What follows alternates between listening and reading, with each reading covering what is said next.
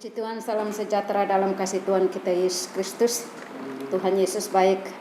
Beberapa minggu kita tidak beribadah, tetapi anugerah dan kemurahan Tuhan berikan kita kesehatan, kekuatan, dan kita ada sampai saat ini semua karena anugerah Tuhan.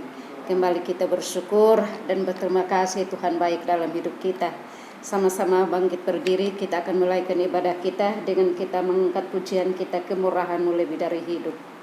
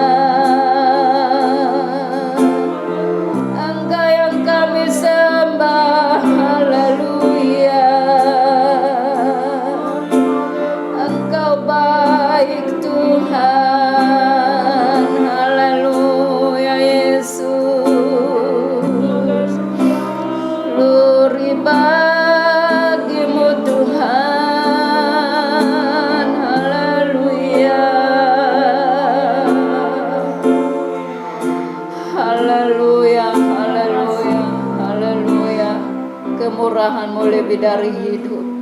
Kami bangga punya Allah seperti Engkau Tuhan. Bukan kuat dan gagah kami, bukan kami pandai menjaga hidup kami, tetapi kami ada karena anugerah Tuhan dan kemurahan-Mu semata dalam hidup kami. Kini kembali kami ada di dalam ruangan ini Tuhan. Kami rindu untuk memuji dan memuliakan Engkau, menyembah Engkau Tuhan. Lebih daripada itu kami akan mendengarkan kebenaran firman Allah. Tuhan Yesus, mari Engkau lawat kami satu persatu Tuhan. Sekalipun dalam jumlah yang kecil, namun kami percaya hadirat Allah ada di tempat ini. Oleh sebab itu Tuhan, pengurapan-Mu turun atas setiap hamba-hamba-Mu Tuhan. Urapan Allah turun atas setiap hidup kami Tuhan. Sehingga ketika kami pulang, kami membawa damai sejahtera sukacita daripada Allah. Terus mengalir dan memenuhi hidup kami Tuhan. Nama-Mu saja yang dipermuliakan kekal selama-lamanya. Terima kasih Tuhan, kami akan buka ibadah kami pada sore hari ini. Dari awal hingga akhirnya biarlah jadi di dalam nama Tuhan Yesus Kristus adalah Tuhan dan Juru Selamat kami. Haleluya. Amin. Kita tetap berdiri, kita angkat pujian segala puji syukur hanya bagi Tuhan. Hallelujah.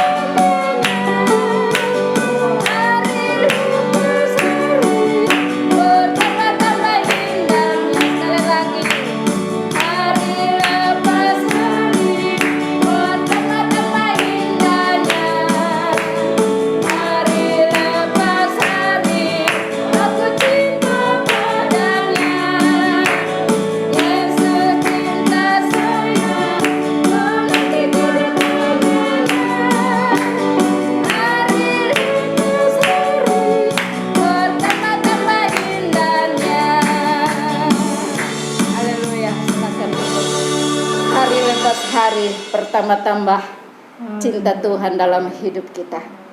Puji Tuhan. Kita akan mendengarkan kebenaran firman Allah. Saya akan sekali lagi kita bangkit berdiri, kita angkat pujian Engkau Ada Bersamaku.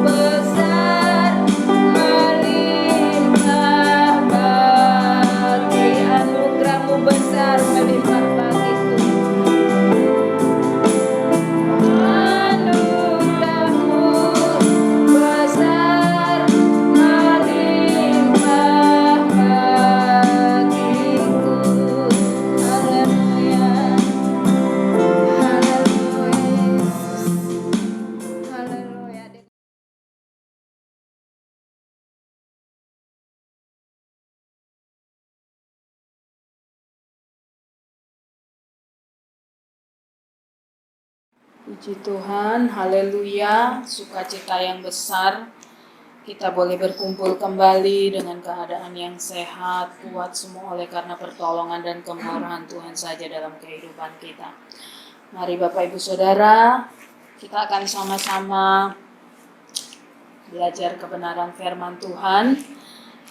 Kita tahu bahwa satu prinsip di dalam dunia ini tentang makhluk sosial, bagaimana mereka akan saling memberi dan menerima. Jadi kadangkala ada orang-orang yang mengharapkan sesuatu yang baik terjadi di dalam kehidupannya ketika dia memberi, ya. Apa hasil dari ketika dia memberi, itulah yang diharapkan oleh kita makhluk sosial ya, sebagai manusia. Tetapi bagaimana hal tersebut berlaku kepada kita sebagai anak-anak Tuhan dalam kaitannya, dalam hubungannya antara kita dengan Tuhan, ya. Sama seperti yang tertulis di dalam Markus pasalnya yang ke-10, ayatnya yang ke-28 sampai ayatnya yang ke-31. Satu pertanyaan yang besar tentang memberi dan apa yang akan diterima, ya. Markus pasalnya yang ke-10 ayatnya yang ke-28, upah mengikut Yesus. Berkatalah Petrus kepada Yesus, "Kami ini telah meninggalkan segala sesuatu dan mengikut Engkau." Jawab Yesus, "Aku berkata kepadamu, sesungguhnya setiap orang yang karena Aku dan karena Injil meninggalkan rumahnya, saudaranya laki-laki atau saudaranya perempuan, ibunya atau bapaknya, anak-anaknya atau ladangnya, orang itu sekarang pada masa ini juga akan menerima kembali 100 kali lipat. Rumah, saudara laki-laki, saudara perempuan, ibu, anak, dan ladang, sekalipun disertai berbagai penganiayaan pada zaman yang akan datang, ia akan menerima hidup yang kekal. Tetapi banyak orang yang terdahulu akan menjadi yang terakhir, dan yang terakhir akan menjadi yang terdahulu. Jadi ini sebenarnya satu pertanyaan yang kalau kita boleh menggunakan bahasa sehari-hari, bukan karena Petrus ini tidak sopan kepada gurunya atau Petrus ini ngelunjak kepada Yesus, tidak, tetapi ini adalah satu pertanyaan yang ada di benak Petrus sebagai manusia biasa tentang apa yang akan diterima dari apa yang sudah diberinya. Ya, di sini dikatakan bahwa kami telah meninggalkan segala sesuatu dan mengikut Engkau. Nah, kita tahu bersama ketika murid-murid ini mengambil keputusan untuk mengikut Petrus dari latar belakang untuk mengikut Yesus dari berbagai macam latar belakang, ya.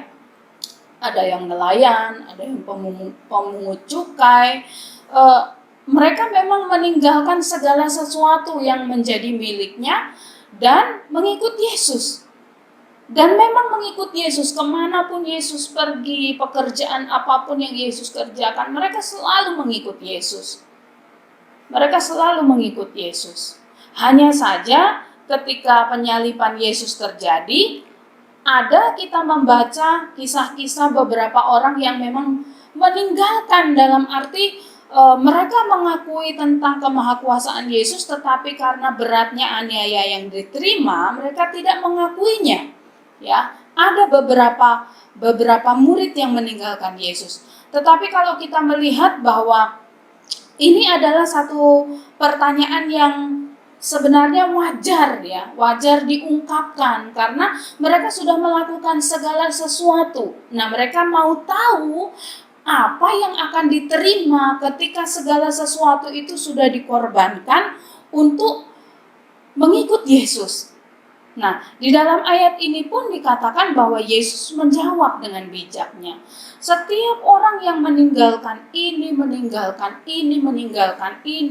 bukan dalam arti kalau kita membaca secara hurufiah, bukan berarti sesungguhnya karena setiap orang yang meninggalkan meninggalkan segala sesuatunya, saudaranya laki-laki, saudaranya perempuan, ibunya atau bapaknya, bukan berarti hal-hal tersebut ditinggalkan. Memang hubungan keluarga masih ada, ya. Tapi maksud daripada Yesus bahwa sesungguhnya seluruh hidupnya itu diserahkan kepada Yesus, dan yang terutama di dalam kehidupannya adalah Yesus, ya. Terutama di dalam kehidupannya adalah Yesus. Nah, di dalam ayat-ayat ini kita sudah membaca bahwa ada upahnya, Yesus katakan. Mereka yang melakukan hal-hal tersebut, meninggalkan semua yang dicintainya, mengutamakan Yesus di dalam kehidupannya, ada upahnya. Upahnya itu berupa sesuatu yang akan diterima sekarang. Semasa kita hidup, semasa kita bekerja, semasa kita mengiring Yesus di dalam dunia ini, tapi juga akan diterima nanti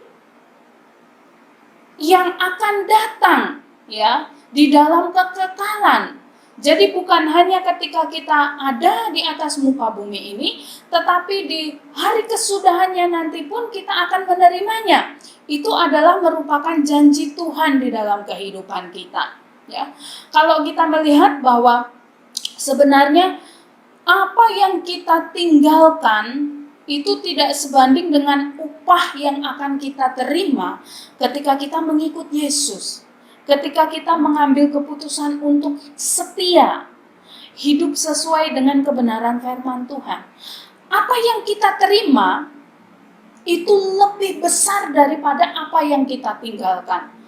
Karena kalau kita melihat kepada diri kita sendiri, sebenarnya segala sesuatu yang ada dalam kehidupan kita yang merupakan kecintaan kita, entah itu keluarga kita, entah itu apa yang kita hasilkan melalui kerja keras kita, semuanya adalah berkat Tuhan dalam kehidupan kita. Jadi kalaupun kita tinggalkan semuanya itu untuk kita memfokuskan diri kita, hidup kita untuk benar-benar kita iring Yesus, melakukan apa yang menjadi kehendak Tuhan, apa yang kita terima itu sebenarnya lebih besar dan tidak sebanding dengan apa yang akan Tuhan berikan di dalam kehidupan kita. Tetapi hal-hal yang akan kita terima itu kan bukan sesuatu yang nampak, Bapak Ibu Saudara, ya. Sama seperti orang yang menginvestasikan uangnya pada asuransi begitu, ada hal-hal yang dituliskan yang akan kita terima. Misalnya kalau terjadi kecelakaan atau sakit atau apa, ada hal-hal yang akan kita terima di tulisannya. Tapi kan itu belum nyata. Tunggu sesuatu terjadi dulu dalam kehidupan kita, baru asuransi itu kita bisa nikmati. Tapi Tuhan yang mempunyai janji yang kekal, janji yang besar, janji yang benar, Dia tidak akan pernah meninggalkan kehidupan kita dan tidak akan pernah mengingkari janjinya dalam kehidupan kita. Mengikut Tuhan adalah satu penyerahan diri, ya. Penyerahan diri artinya itu keputusan pribadi diri kita sendiri. Kita tidak bisa menanggung anggota keluarga kita. Walaupun kita bisa mengarahkan mereka untuk hidup setia, untuk iring Yesus, kita bisa lakukan itu. Tetapi keputusan untuk mengikut Yesus adalah keputusan kita sendiri. Kita yang harus ambil keputusan tersebut. Mengikut Yesus harus ada penyerahan diri. Nah, penyerahan diri ini artinya kita memberikan diri kita, menyerahkan diri kita. Tidak lagi kita hidup sesuai dengan keinginan kita lagi. Tetapi ada aturan yang harus kita lakukan ketika kita hidup di dalam Yesus, sesuai dengan kebenaran firman Tuhan, ya.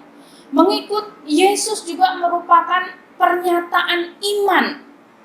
Saya beriman, saya percaya. Walaupun kita belum melihat hasilnya, tetapi kita percaya akan janji Tuhan. Itu kan iman, Bapak Ibu Saudara, ya. Itu adalah satu tindakan pernyataan iman. Iman itu bukan hanya saya punya iman, hanya saya sendiri yang tahu bahwa saya punya iman. Tidak, tetapi di sini saya menyatakan bahwa Iman itu merupakan pernyataan, artinya ada tindakan. Kalau kamu percaya kepada janji Tuhan, lakukan firman Tuhan. Dan itu akan menjadi pengalaman hidup kita tiap-tiap hari. Ya, pengalaman hidup kita, bagaimana kita ditolong, bagaimana kita diberkati, bagaimana kita dipelihara, itu bukti nyata. Ya, bukti nyata. Jadi adalah merupakan tekad, adalah merupakan keputusan untuk kita menyerahkan diri, adalah merupakan pernyataan iman kita. Di dalam Matius pasalnya yang ke-6, Matius pasalnya yang ke-6 ayatnya yang ke-24, ini yang saya sebutkan dengan harus ada penyerahan diri mengikut Tuhan itu, ya.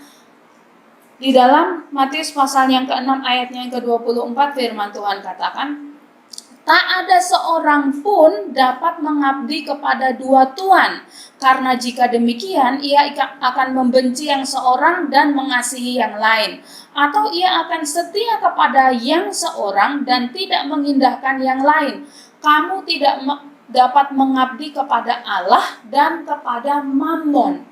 Inilah yang merupakan penyerahan diri.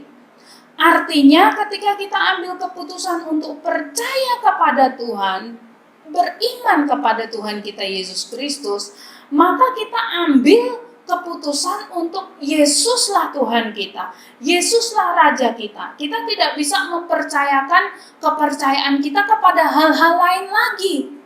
Misalnya saja kekayaan kita, misalnya saja anak-anak kita, misalnya saja kepada satu kekuatan yang besar yang kita miliki di atas muka bumi ini. Nggak bisa Bapak Ibu Saudara. Karena di dalam ayat yang sudah kita baca tadi, tidak ada seorang pun, jadi tidak ada satu orang pun yang bisa mengabdi kepada dua tuan. Pasti ada perasaan yang berat kepada yang satu dan ringan kepada yang satu. Ya, tidak bisa. Jadi kita harus putuskan apa yang akan kita lakukan sebagai anak-anak Tuhan. Tetaplah mengiring Tuhan dalam kehidupan kita. Di dalam Efesus juga pasalnya yang keempat, Efesus pasalnya yang keempat ayatnya yang ke-21 firman Tuhan katakan, karena kamu telah mendengar tentang Dia dan menerima pengajaran di dalam Dia menurut kebenaran yang nyata dalam Yesus, yaitu bahwa kamu berhubung dengan kehidupan kamu yang dahulu harus menanggalkan manusia lama yang menemui kebinasaan oleh nafsunya yang menyesatkan, supaya kamu diperbaharui di dalam roh dan pikiranmu. Jadi di sini dikatakan bahwa kita harus meninggalkan hidup yang lama. Ya, jadi kita tidak bisa sebagai anak-anak Tuhan itu hidup di dua lingkungan. Satu lingkungan dosa yang kita cintai, tapi kita di sisi lain di hari-hari tertentu kita juga datang kepada Tuhan, nggak bisa. Ya, jadi firman Tuhan katakan kita harus tinggalkan manusia lama, kenakan manusia baru, hidup sesuai dengan kehendak Tuhan di dalam kehidupan kita. Ya, jadi apa yang sudah kita baca, pertanyaan daripada Petrus tadi di dalam Markus tadi Bapak Ibu Saudara ya, tentang apa yang diterimanya ketika dia sudah mengikut Yesus, upahnya apa? Pasti akan diberikan di dalam kehidupan kita, karena itu adalah menjadi hak kita. Tetapi ada harga juga yang harus kita bayar. Ada tindakannya, ya. Ada yang harus kita lakukan. Di dalam 1 Petrus pasalnya yang pertama, apa saja yang harus kita lakukan, harga yang harus kita bayar ketika kita mengikut Tuhan. 1 Petrus pasalnya yang pertama ayatnya yang ke-15 firman Tuhan katakan, tetapi hendaklah kamu menjadi kudus di dalam seluruh hidupmu, sama seperti Dia yang kudus yang telah memanggil kamu. Jadi kita juga harus menguduskan diri kita. Menguduskan diri kita. Satu perintah yang nggak terlalu disukai oleh banyak anak-anak Tuhan. Tentang menguduskan diri. Menguduskan diri itu satu usaha Bapak Ibu Saudara ya. Untuk kita bisa selalu hidup berkenan di hadapan Tuhan. Jangan gunakan alasan bahwa kita masih tinggal di dalam daging, kita masih bisa melakukan dosa. Memang hal itu bisa saja terjadi. Tetapi kuatkanlah iman kita untuk kita berusaha hidup kudus, firman Tuhan katakan ya. Menjadi kudus dalam seluruh hidupmu. Karena yang kita ikuti, yang kita sembah adalah Allah yang kudus. Lalu yang berikutnya adalah hidup sesuai dengan kehendak Tuhan. Di dalam Efesus pasalnya yang kelima, ayatnya yang ke-17 firman Tuhan katakan, sebab itu janganlah kamu bodoh, tetapi usahakanlah supaya kamu mengerti kehendak Tuhan.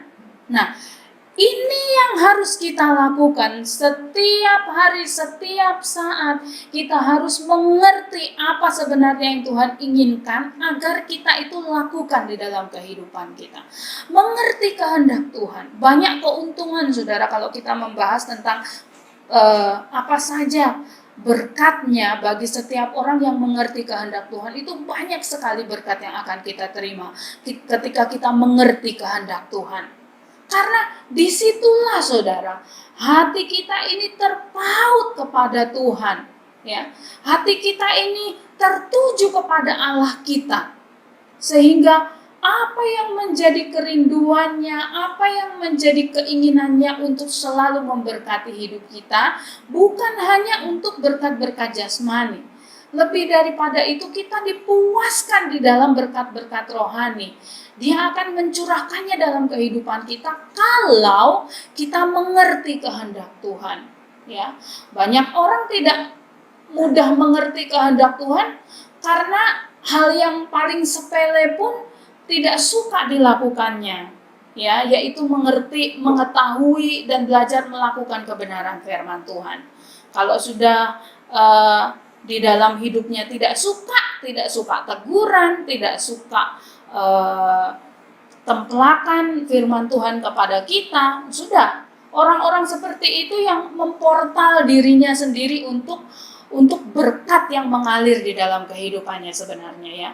Ya. Jadi yang pertama tadi kita menguduskan diri, yang kedua hidup sesuai dengan kehendak Tuhan. Lalu juga di dalam Kolose pasalnya yang ketiga, ayatnya yang pertama di situ firman Tuhan katakan, karena itu kalau kamu dibangkitkan bersama dengan Kristus, carilah perkara yang di atas di mana Kristus ada, duduk di sebelah kanan Allah. Pikirkanlah perkara yang di atas, bukan yang di bumi. Puji Tuhan. Jadi hal selanjutnya adalah mencari perkara yang di atas. Apa sih sebenarnya perkara yang di atas itu? Keinginan, kemauan daripada Tuhan dalam kehidupan kita. Kita mencari, saya pernah sampaikan di tempat ini bahwa mencari hadiratnya, mencari kuasanya. Setiap saat kita merindukan Tuhan itu dalam kehidupan kita. Ada tindakan untuk yang kita lakukan dalam kehidupan kita untuk membawa diri kita ini dekat kepada Tuhan. Ya. Seberapa besar kerinduan kita untuk dekat kepada Tuhan. Sebenarnya Tuhan lebih besar lagi kerinduannya untuk menyatu bersama dengan kehidupan kita, anak-anaknya yang percaya kepadanya ya. Mencari perkara-perkara yang di atas. Apakah yang di bumi ini sudah tidak diperlukan? Kita masih bisa cari Bapak Ibu Saudara ya. Bahkan firman Tuhan katakan kalau kita nggak bekerja, kita nggak makan. Tapi yang terutama itu kita harus putuskan di dalam kehidupan kita. Mana yang terutama? Ya. Itu keputusan itu kitalah yang mengambil. Mana yang terutama? Mengiring Tuhan atau mengiring mamon. Ya kan seperti itu.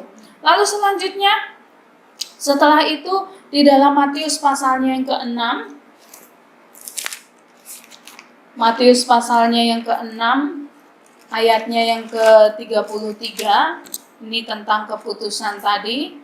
Matius 6 ayatnya yang ke-33 firman Tuhan katakan, tetapi carilah dahulu kerajaan Allah dan kebenarannya, maka semuanya itu akan ditambahkan kepadamu.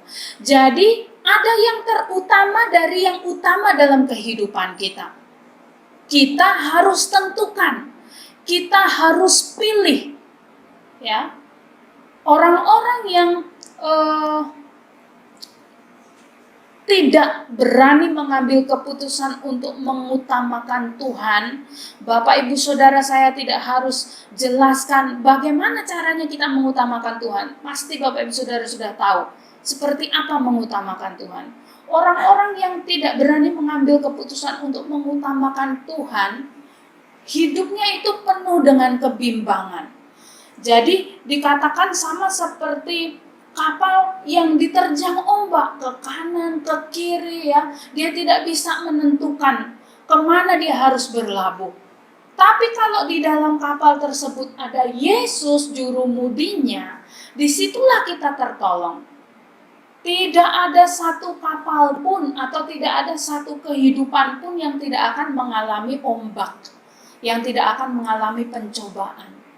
Tapi di tengah pencobaan itu, kalau fokus kita kepada Yesus, disitulah kita akan mendapatkan pertolongan dan kemenangan.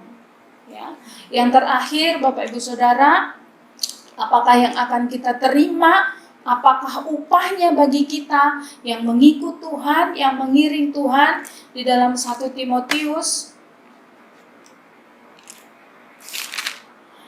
pasalnya yang keempat, ayatnya yang ke-8 firman Tuhan katakan, 1 Timotius 4 ayat yang ke-8, latihan badani terbatas gunanya, tetapi ibadah itu berguna dalam segala hal, karena mengandung janji baik untuk hidup ini maupun untuk hidup yang akan datang.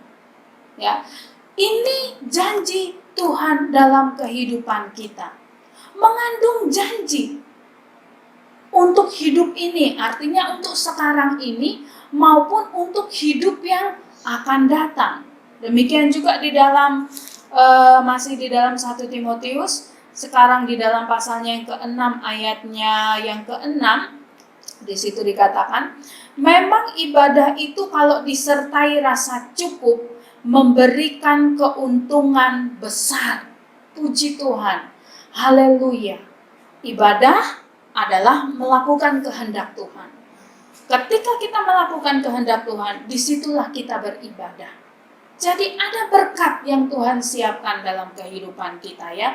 Jangan ragu, jangan khawatir, jangan takut.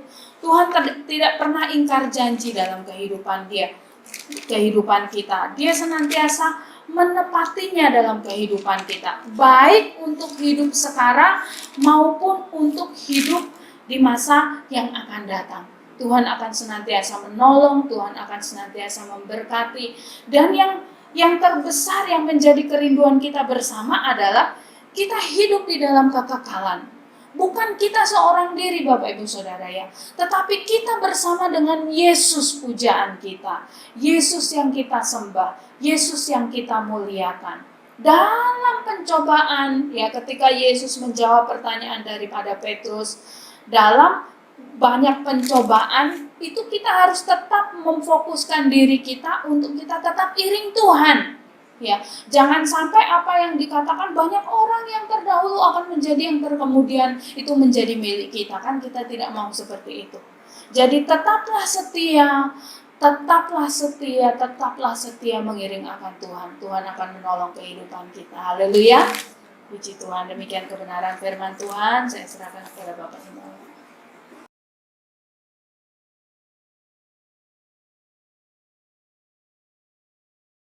Puji Tuhan, mari kita berdiri. Kita nyanyikan itu pujian, hanya Yesus, hanya Yesus. hanya Dia memberi damai senang. Haleluya. Hanya Yesus, hanya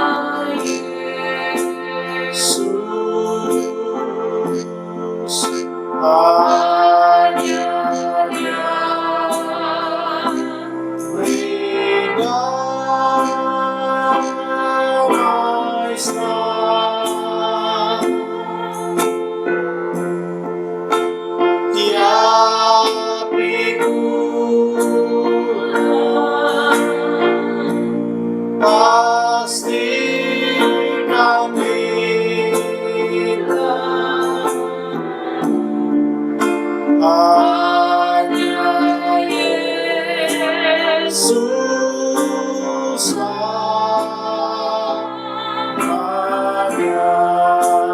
hanya Yesus. Oh, hanya Yesus,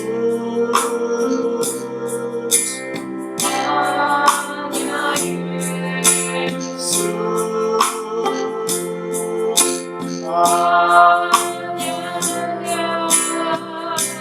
beri damai senang. Haleluya. Tiap pikulan pasti kan hilang. Hanya Yesuslah,